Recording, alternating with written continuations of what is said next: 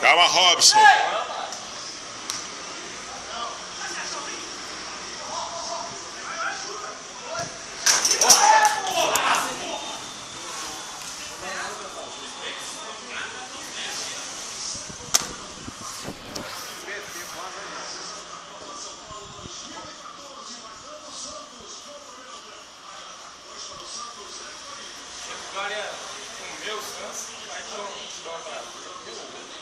A estratégia do técnico.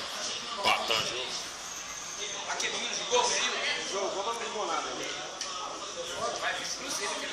Vai nada? Corinthians quer ele, velho. Corinthians quer, mas Corinthians vai disputar o quê? Ô Pablinho, você não é o juiz não, hein? Acho que tá no direito. Você faz um gol, acho que pode mandar na pelada agora. Pelada é minha, hein? Calma, a barriga na frente, que porra é essa? Nossa, desculpa. Tá vendo?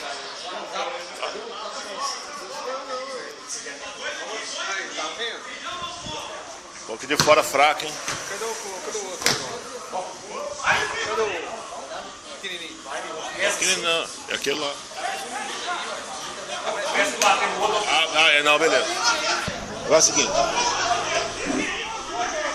Peraí. Deixa eu ver o que dá pra fazer. Não, deixa eu lá, fazer o quê? Dá pra rolar, não. Já deu 7 minutos, eu filmei mais de 6 minutos.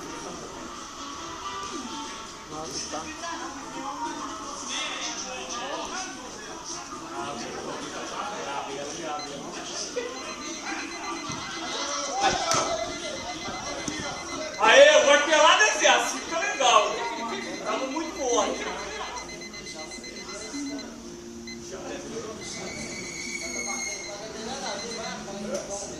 Isso queimado mesmo. Uma vez,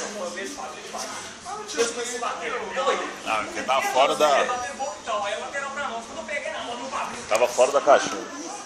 Porque o outro quebrava, ficava colando, aí ninguém tirava ele do metal. Semana passada ele deu pau. Aí eles tiraram ele de dentro lá e aí conseguiram reanimar. Viu, velho? Para, velho.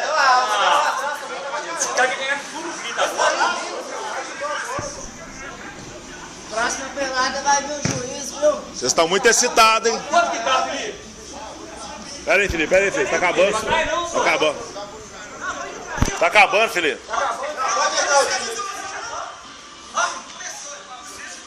Comecei. Ô, gente. Ó, para o tempo ânima não, ele tá passando, hein? É, deixa acabar. Vai acabar. Entra lá, os meninos lá, vai lá que vocês não lugar, hein? Entra no gol, Rafael. Entra no gol.